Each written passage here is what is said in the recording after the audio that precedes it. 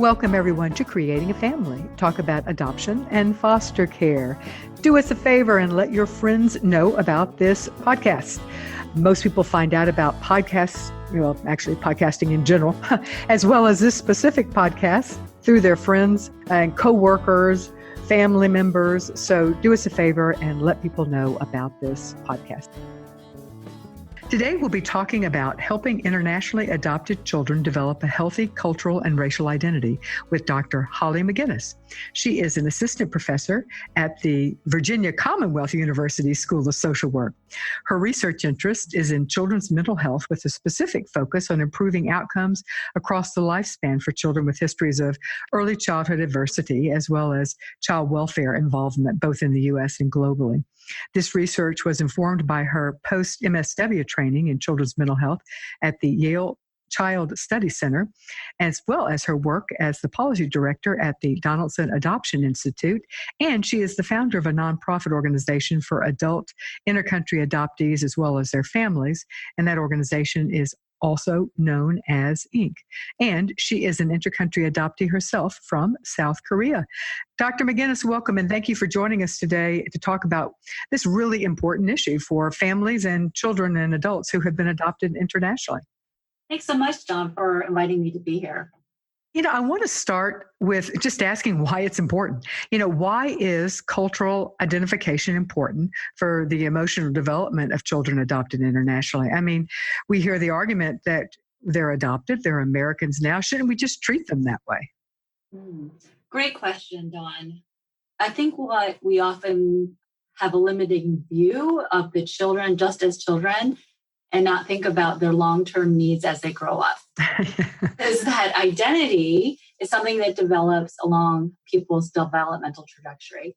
So one's identity is not so important to oneself well-being until adolescence. And adolescence is really when people begin to ask that question of who am I? In transracial adoption, who am I is very much dictated by our society and how we visibly appear. For example, I grew up in my Irish Catholic McGinnis family. The world outside of my family did not see me the same as I saw my white and blonde hair mom or my Irish looking dad or my friends, for that matter, who were white. So why is this important? It's really important because our societies don't see our children in the same way that we might see them. And so we need to prepare them for the world out there, but also prepare them to know who they are inside as well. And so particularly for transracial adoption, the racial ethnic identity is very obvious.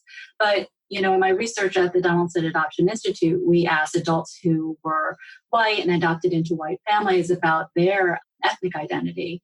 And I remember one person saying she grew up, she had Irish reddish hair. She had assumed that she was Irish.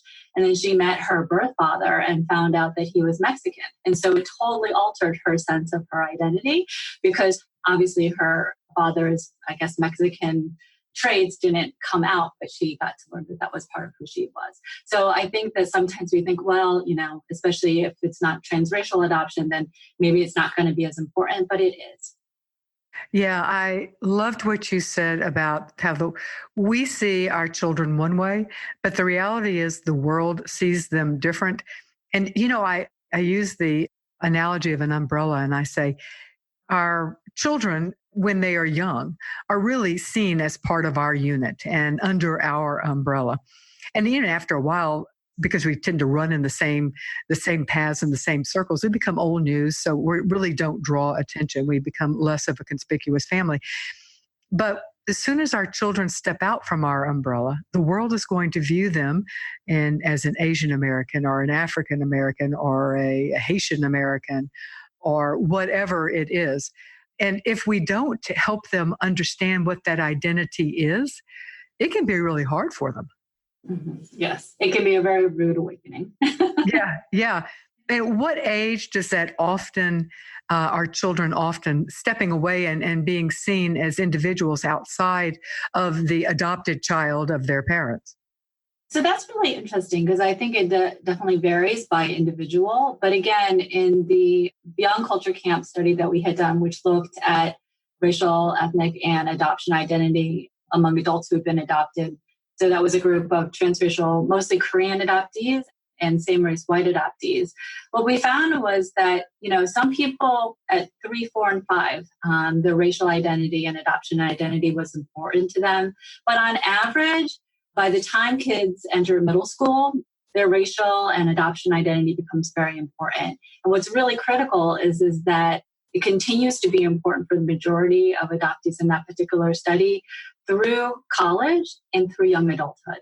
And what was interesting was that racial ethnic identities appeared to drop off for the transracial adoptees as they got older. But the questions or the importance of their adoptive identity continue to be really important into late adulthood.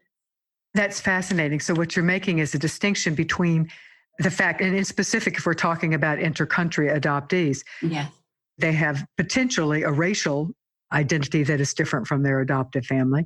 And they will have most likely a cultural identity that is different, and perhaps an ethnic identity that is different. But you're also talking about their identity as an adoptee, which of course is not usually shared, could be shared with their parents, but if their parents were also adopted, but often is not. How does the distinction of the adoptee identity play out? So I think it is something that is obviously interrelated with race and all those other aspects of identity, because those aspects of identity are all about belonging because of blood or biology. And so adoption is related because it's about kind of how are you related to someone who you don't share that blood or biology. So a lot of the adoption identity questions relates to adoption specifically around the biological family, and then how can you also be, connected to your adoptive family as well. So often they co-occur. So people often who say they want to look for their biological family, they are also interested to know other aspects of their identity as well.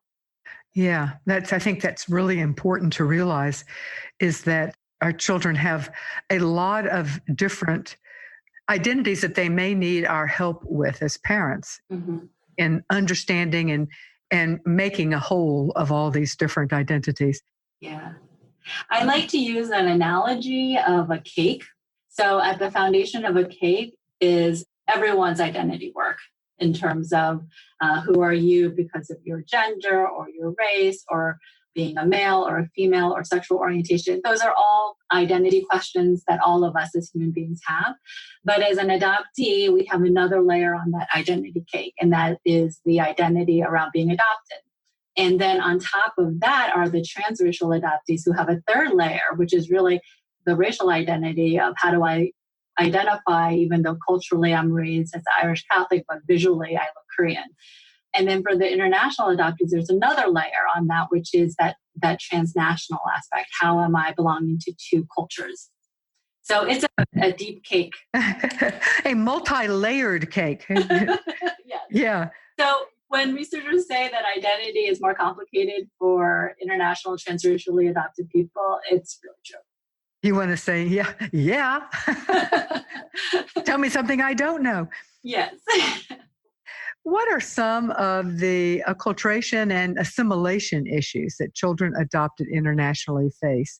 Let's start with just talking about some of the assimilation issues that they might face due to their race or ethnicity. So in terms of when a child first enters into their adoptive family, there is amazing research that shows the life within the womb. And so even when we adopt our children at 2 months or 3 months, we have to remember that that child has been exposed to an environment for 9 months in their birth mother's womb. And so that means whatever the birth mother was eating, smelling, tasting, that whole environment, it does enter into the baby's experiences. It's not conscious, of course. Yeah. So babies, even when they're adopted really young, they already had an environment that's kind of pressing in on them. Obviously, when they're older, those environmental factors will come out in terms of behavior. So I'll just give an example. I was adopted when I was 3.5. And when I first came that summer, I wanted my sister who was biological to my parents to sleep with me. And so on the one hand, we could frame that as, I just felt more comfortable with her. But if you understand Korean culture in which children don't sleep alone, they sleep typically with their mother or other people. And I was in an orphanage for a while, so I'm sure that I slept with other children. I had been used to a certain environment. So my desire to have somebody with me wasn't just because I was needy for that, but was that I had come from another environment in which that was the norm. Mm-hmm. And so to remember that our children behavior might be as much dictated by their personality as their environments were. I think as adoptees get older, for those who are able to adapt into their adoptive family, some of those cultural behaviors or expectations, go away. But there are memories that sit in the body. And I think what was really profound was when I took a group of adoptees back to Korea, some of whom had been adopted at 6 and 7, they ate some food and a flood of memories came back because they had that before, but they had been not exposed to that taste for so long within their families. For myself personally, I remember when I went back at 24, feeling like I was walking in two bodies. One was this 3.5-year-old Ha Young, and the other one was this 24 Hollee McGinnis. And the 24-year-old Hollee McGinnis was saying, wow, this is also new. And the 3.5-year-old Ha Young was saying, oh, this is familiar. And so those are really profound moments in which adoptees will encounter their culture that they might not even realize is like sitting somewhere in their sensory body. Yeah, and it's pre-memory, but it's still embedded. Yes, in the body. Mm-hmm. Yeah. So how can parents walk what feels like a balance between wanting the child to fully assimilate to their new life while also wanting them to identify with their culture of birth? Well, I think there's a lot of things that adoptive parents can do. I think the first thing is really mindset. I think we have a mindset that our children are just ours. And I think we need to have a broader mindset that our children are ours and they also bring in another family culture and nation. And so if we can open our hearts to embrace the entire child, then I think it can be a lot easier in terms of how that we can nurture all aspects of that child.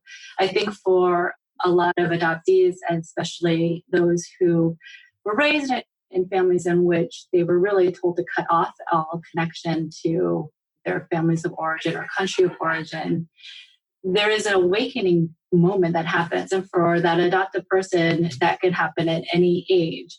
But I think that when the adoptive parents don't normalize it when they're younger, it makes that kind of awakening that much more difficult. So, for example, I always knew that I was adopted from Korea, but I grew up and I didn't have a lot of opportunities to be exposed to Korean culture and society. And so my first encounter was really when I went off to college and I decided I would try to join the Korean Student Association. And I felt completely like a stranger in that environment. And that's why so much of the work and advocacy that I have been doing was saying, like, that didn't have to be that way, that my parents could have provided exposure to my ethnic community all along my growing up so that it didn't have to be this one big moment. And I think that that's really my bottom line message is that let's just normalize it. This is where you came from. This is the culture. If it could be day in, day out, that's the reality of your kid. I often tell people I'm not Korean one day a year. I'm Korean every moment. And so if we only celebrate an aspect of our children's identity once a year, it really actually denies the day-to-day experience of which they're actually living. Yeah, and we're going to circle back to talking about some specific ways that families can work on doing that more than the one day a year. Yeah, exactly. Yeah. Let me remind everyone that this show is underwritten by the Jockey Being Family Foundation. They want all adoption agencies to know about Jockey Being Family National Backpack Program. It provides newly adopted children with their own backpacks, personalized with their initials and filled with an adorable little plush bear and a blanket. But from my standpoint, the most important thing inside is a tote bag with parenting resources for their parents. And these are resources to help them be the best parents they can be to this child. The backpack program is free to families and it's free to agencies. The agency does need to sign up. So if you're an agency rep listening to this, pop over there yourself. If you're a family, let your agency know about this. You just go over to the jockeybeingfamily.com website, click on backpack. It's a super easy process to sign up. All right. I have to ask a question that comes up not infrequently, and you seem uniquely situated to answer this. And that is, what is the experience like for a child whose name doesn't fit the way they look? And we should mention that you are a Korean woman with the name of Hollee McGinnis. Yes. So that can change as you develop and evolve. So now that I'm in my 40s, some people will assume that I'm married to an Irish guy, which I'm not. And so actually, I often introduce myself to my classes saying that McGinnis is actually my name. So it's a really important question, Dawn, because your name represents your identity. So for me, I spell my first name Hollee. And the reason why is because actually I have to give credit to my aunt and uncle who suggested that spelling to my parents because my Korean surname is Lee. And so in my first name, I have also a claim to my birth name. Mm-hmm. I love that. And I remember even being, young in like 4th and 5th grade, telling people with pride, like why my name was spelled the way that it was. Because again, it spoke to the truth. And the reality is that I am both a McGinnis and I'm also a Lee. And in many ways, I'm very much first most of McGinnis because that's as a McGinnis more of my life than I ever did as a Lee. But for other adoptees, I think the ability to retain and hold on to some aspect of a name of which they are disconnected from, but yet still connected to, meaning their birth culture in some way, really varies depending on where they fall on their continuum of their identity. So for many of us, in many ways, there's not that much you have to do to make us be part of your family. As the day-to-day, the wiping the nose, the feeding us, that is what gives us our identity in our adoptive family. And I always tell adoptive parents, just as nothing can take away all of those minutes, hours, days you have impressed upon your child, and that's as indelible as blood. So in some ways, it's going to happen just because you show up every day with your child. But it might not show up at all in a person's name. So I've met a lot of adoptees who, as adults, have decided to reclaim their adoptive or their biological or birth name. And it wasn't so much out of a rejection of their adoptive family, but it was a claiming what had been lost to them. So I think that it's very easy for adoptive parents to think that a name change means that they no longer want to be part of a family. But really, for so many adoptees, it really comes out of reclaiming something that was lost to them. Mm-hmm. And just from the standpoint of when parents are considering names for their internationally adopted children, do you know of research or just anecdotally thoughts on whether to choose a name that matches or that would fit with both cultures? Or on the other hand, there's an argument that you don't want to make a child artificially stand out here. So just thoughts on how to change. And then there's always the compromise of choosing a first name that fits one culture and a middle name that fits another. I actually think that compromise is probably should be the first choice. There's a interesting research that has been done on names and getting jobs. So the more ethnically sounding your name is, the less frequent you will get called back. So there is real research on the relationship or correlation between one's name and job opportunities. So that's why I think the first name and a middle name that retains the birth culture name is a great compromise because that still is part of one's legal name. So if they want to go by the middle name, like Pyong or something like that, for me, the whole issue of my name came up again when I got married. So my husband is actually also an adoptee from South Korea, and his last name is Hubby. And, and I said, I don't like the sound of Hollee Hubby. It's hard to be a Hollee McGinnis.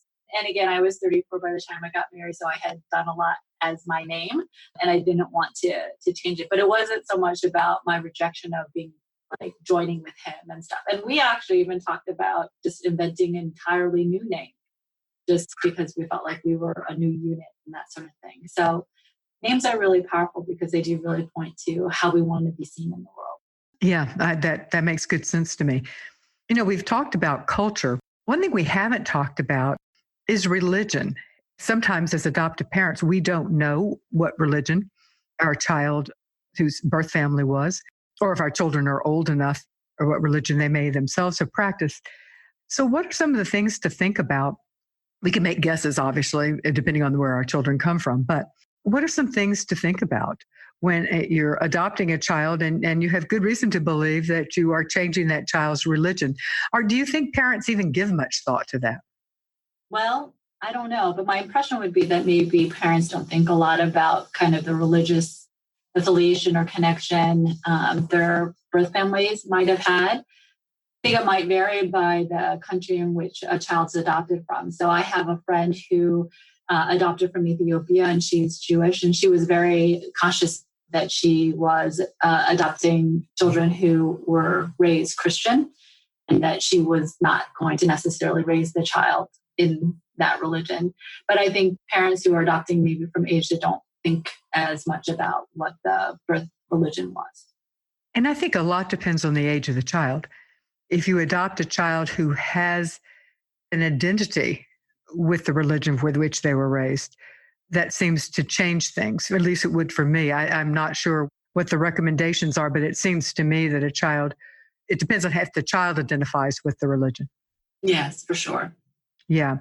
All right. What are some of the long-term implications for a family that through the international adoption has now become, let's start with multicultural, and then we're going to talk about multiracial.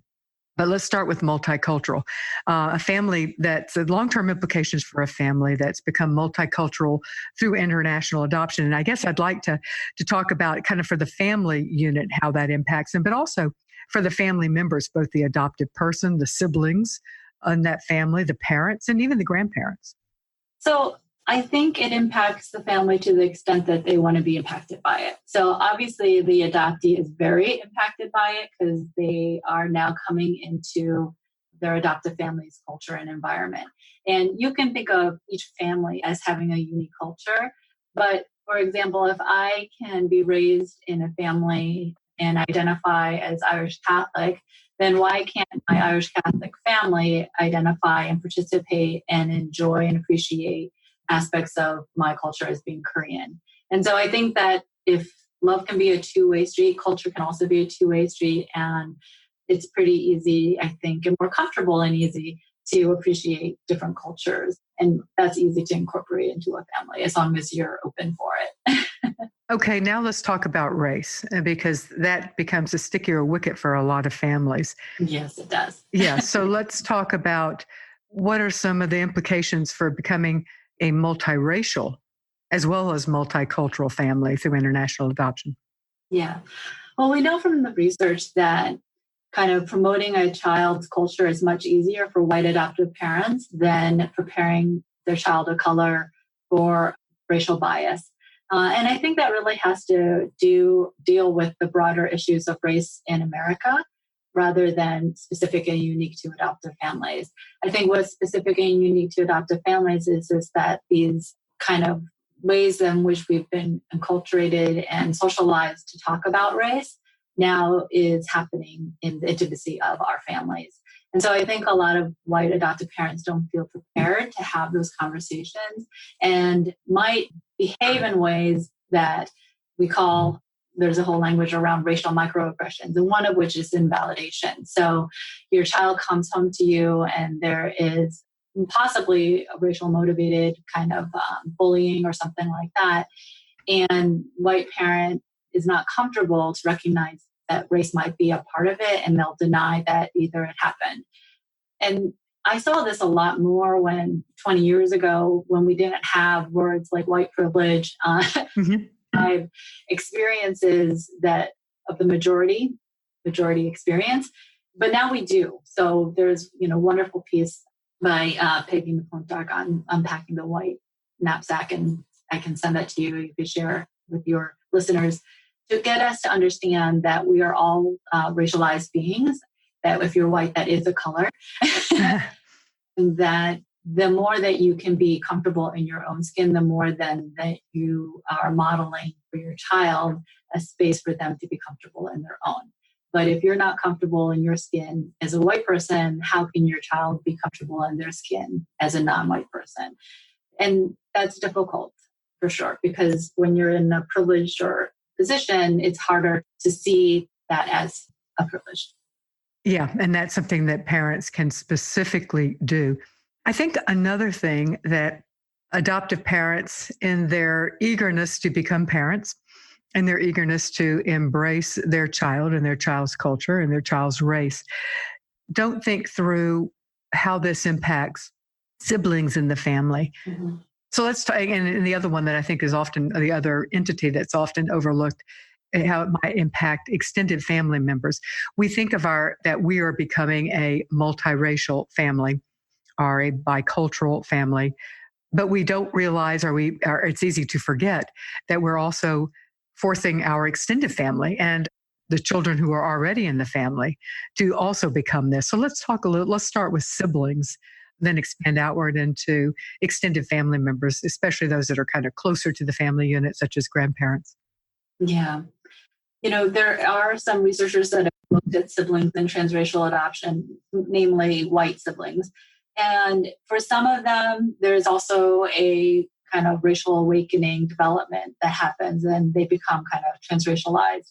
For some, though, they don't. And I know and have heard of multiple stories in which the adoptee, kind of the perpetrators of racism, was a sibling. Oh, wow. Or it was an aunt or an uncle. And so, again, just because we become awakened and we are aware, it does not mean that siblings, children, aunts, uncles, grandparents are equally as aware. And so you might want to ask, if an adoptee says, well, and I'm saying this is when they're older, adoptees will say, oh, I don't want to go to the family gathering because I don't want to be basically with people or a couple of individuals who still retain pretty racist views. And so that can cause, some rift. But we have to recognize that just because you've adopted doesn't mean that the extended kinship network gets it. No, and I will say that I think as at least to the extent of the children who are in your family, I think you have an obligation as a parent to prepare all the children in your family for becoming a transracial family. The children who are already in the family will also be getting questions. Is that your sister? Or how come your sister doesn't look like you? Or they may hear racial jokes or slurs. And I think that we have to initiate the discussion with all of our children, and not just our child of color or our child who was adopted internationally and is a different culture, but through all of our children. What are some ideas that parents can use to do just that? Well, I always like learning opportunities. So there might be an incident at school. I think that when we can have those conversations when they're not volatile or feeling very emotional, it's best to have those conversations in a more controlled conversation way. Mm-hmm. So again, I think reading a book together. We have so many opportunities throughout the year, like Black History Month in February, Asian American in May. But we take those opportunities to read something maybe as a family and talk about it. And I would go even further. I think that if you're adopting transracially, I love children's literature and I love the idea of books. But I think all of your children should have books where it's not necessarily even about race or adoption, but that the main character are children of different races, even if it's not the race of the child who is adopted. Just diversity in general And then, of course, there should also be books about talking about race and also about families that look different. And so all of those books should be read all the time, not in a month of the year. Your child, as you say, I'm not Korean one day a year. And nor are our children, nor is our family multiracial only. So our children's libraries ask for it for Christmas. There are so many. We have a lot of books listed in our best of the best adoption books at the creatingafamily.org website, broken out by type of adoption and age of the child. And then there are also books, just type into any search engine, books for 4 to 8 year olds with Black main characters, or Asian main characters or whatever. And just have those as part of your standard reading. They can be a conversation starter as well, but it can also just be a way to normalize that heroes and great characters come in all colors. And then I think as kids get older, so by the time that they're in high school, for example, you can get into the more sticky situation around racism in American history. Mm-hmm. Going to the American Museum of American History at the Smithsonian in DC was so powerful for me to see kind of how Asians were portrayed in the 30s or the 40s. And that's part of our heritage. And those are the tougher conversations. But when our kids are older, that's exactly what they are confronting. And they need to have words and language for it. And also, I just want to add on that it's really important also for you to think about who comes into your home and who is not in your home. So if the only person is your child, that's sending an implicit message around who's in the family and who's out. But if you have lots of different people of lots of different colors and races and ethnicities and religion, you're also sending a message about who gets to be in and who gets to be out. So often I've seen some white adoptive parents saying like their eyes are huge, like I have to become friends with the entire Hispanic, community, Latino community. And it's really not that, but one or two that you bring in. The research does show that white adoptive parents who have one or two friends who either match the race of their child are more able to kind of instill cultural pride and talk about those tough conversations that we all have. Just because you're a person of color doesn't make talking about racism any easier than if you're white. Yeah, and the other thing is that these people can become mentors or role models for your child. And quite frankly, they may well be better able to answer some of your child's questions. Yeah. And perhaps answer them with you there too, so that you can be learning, how should I have handled this situation? Or, when my child came and said that, the kid during the heat of a soccer game said a racial slur, how would you have handled that? And so use your friends as a resource. Yeah. So we've talked some about instilling a healthy cultural identity. So how do we know if we've succeeded? What does a healthy, let's say, cultural and racial identity look like for an internationally adopted child?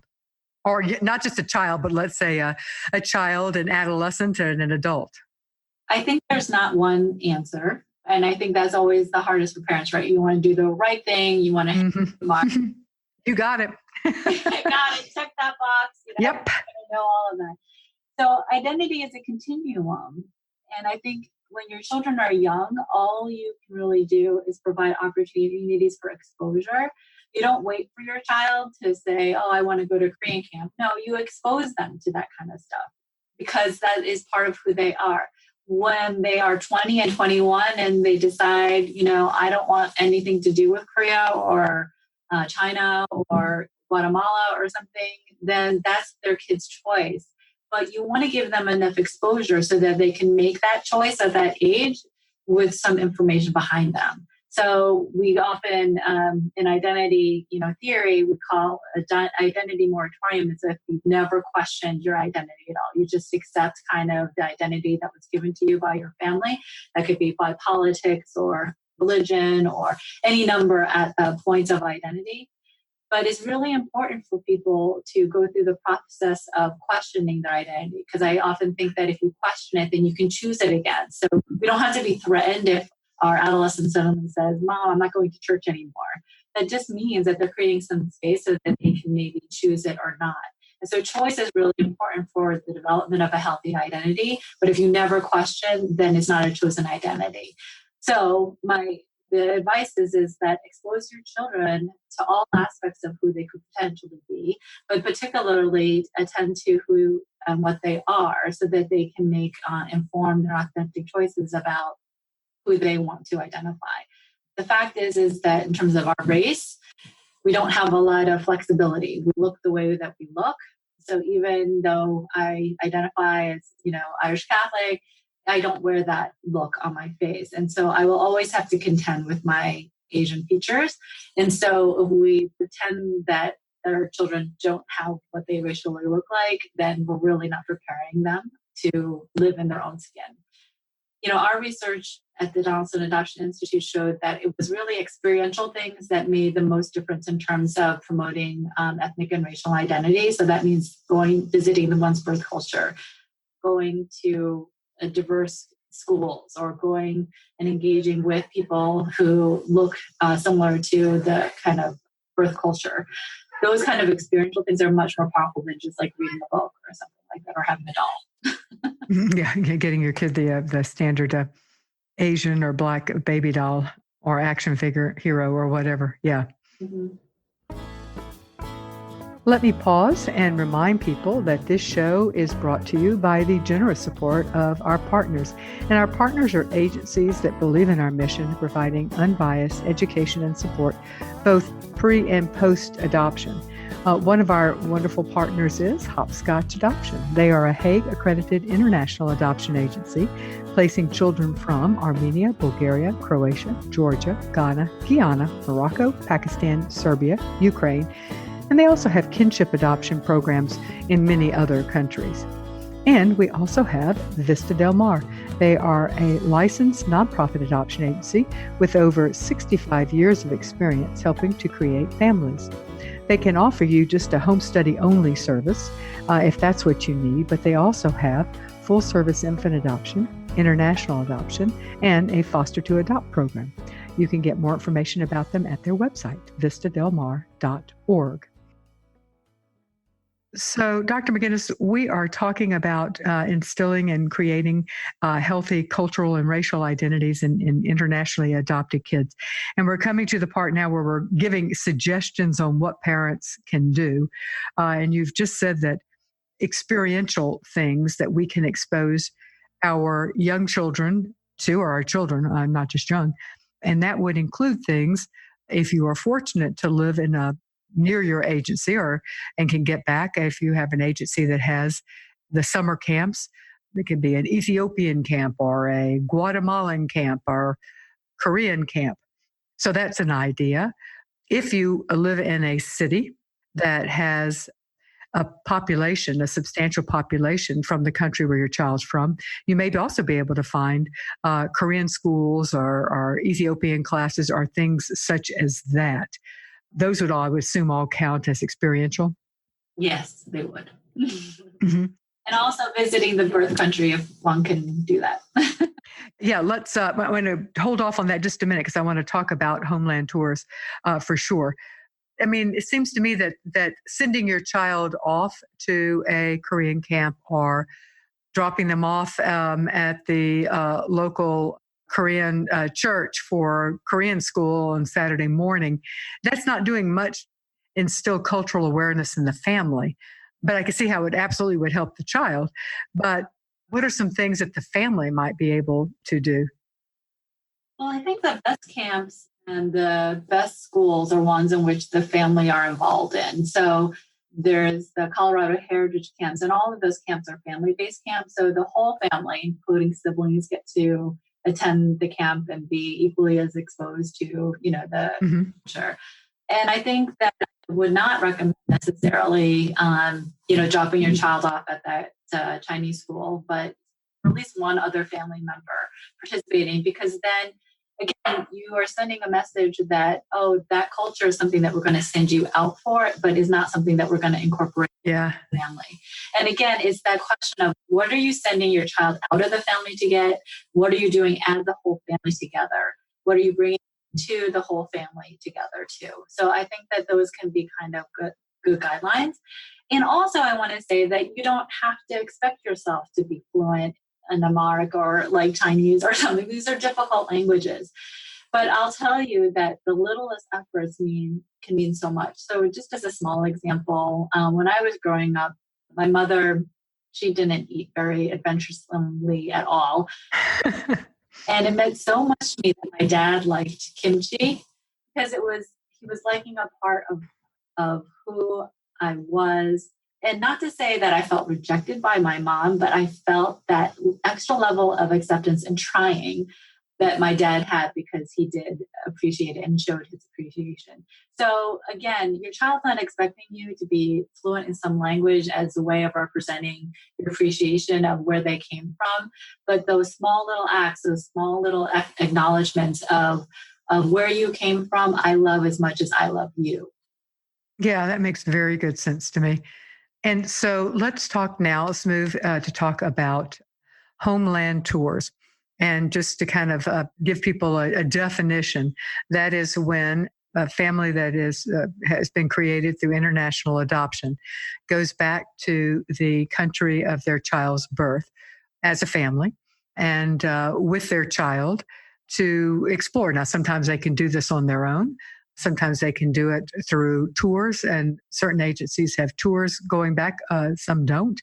So it can be on an adoption agency tour or some other type of tour. Let's talk about that. First of all, what is the importance for a child to go back? And how important do you think it is that they go back with their family versus on their own, as part of a college program or post-college? So I actually think that it's not a versus. I think that there's huge value of the child going to their birth country with their family and going back when they're older and independent. So again, this is more anecdotal, but I know of adoptees who did go back to Korea or their birth country when they were younger. And then, what they said was that okay, it was kind of familiar. It was something that they had experienced. And again, depending on the age of your child, they're going to get different things out of that experience.